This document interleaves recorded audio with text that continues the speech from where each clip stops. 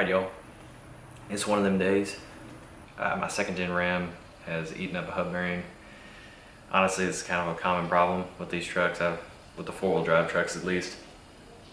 So I figured I'd record it for y'all, give you kind of a how-to. But got my coffee, got the parts, let's get to it.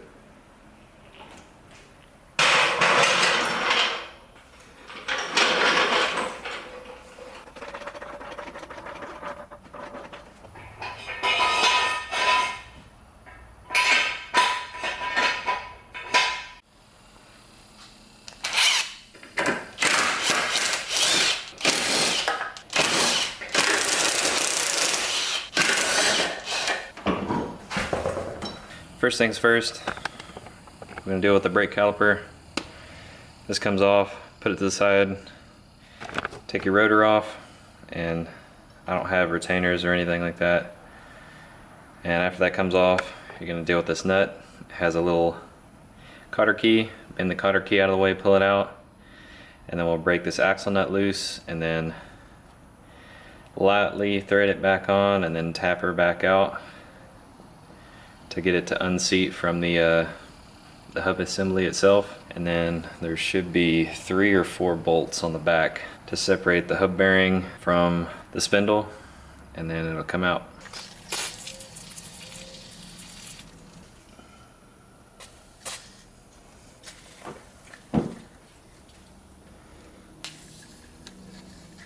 I can't say for all second gen Rams, but my truck uses 3/8 drive Allen key socket to remove the caliper, so the caliper bolts here and here.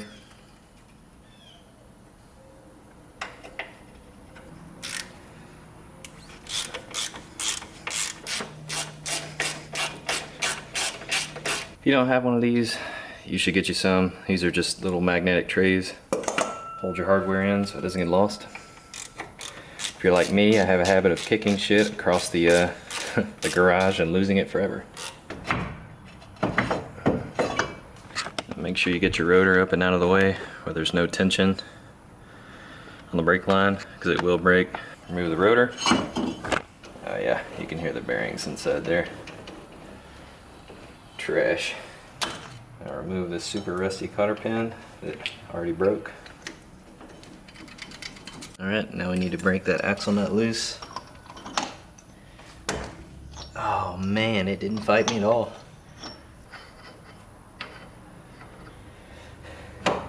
Oh, that's so nice. The axle shaft is not seized in there either. So as long as all the hub bolts break loose, we won't have an issue separating this. Sorry y'all for the weird cut. The camera overheated, so it is what it is, I guess. It's like 105 degrees outside right now, so yep. But as soon as you get those bolts broke loose, don't take them all the way out, especially if your application like mine is a little rusty. There's a lip on these, on each corner, so there's only 3 bolts. There's a little lip. You want to get something wedged up against that and lightly tap it, of course with the proper hammer. This is the old hub bearing assembly for a 4-wheel drive 98 Ram, and this is what I meant when it blew out. Lots of slop in it. It was about ready to let go.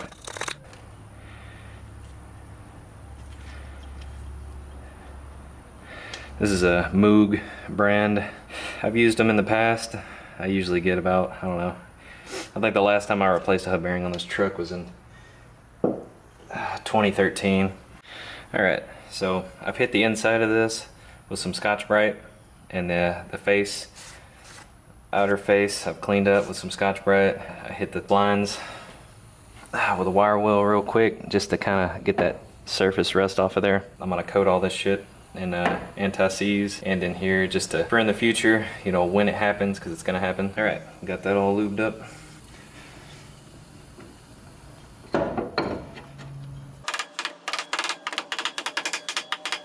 And I've done the same thing to all the bolts. Put a little anti-seize on the threads and clean them up. Alright, so per the manual, the bolts that retain the hub assembly itself get torqued to 120 foot-pounds, and then the actual hub bearing bolt, give me that back,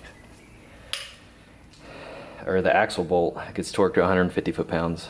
This is, as far as I'm tracking, accurate for 97 to 99 model Rams. I think it's 180 pounds for 2000 and up. I could be wrong, but per my manual, that's what it says, so I'm going with it.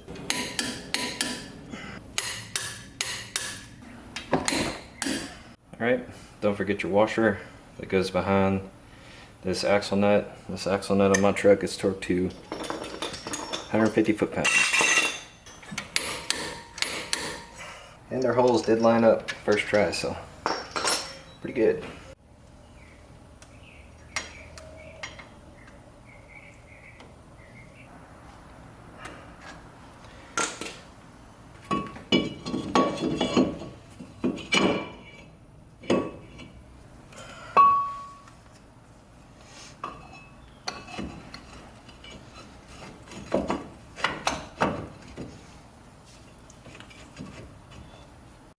Alright y'all, camera died again because it's so hot outside, so I'm finishing this up on my phone. So, got everything torqued, put back together, brakes all in. So, I got everything back installed, back on the ground. Good to go, so. Alright, that's gonna do it for this one, y'all. I appreciate you watching. If you have any concerns or questions about any of the work I just did, please comment below, and y'all have a good one. Thanks for watching.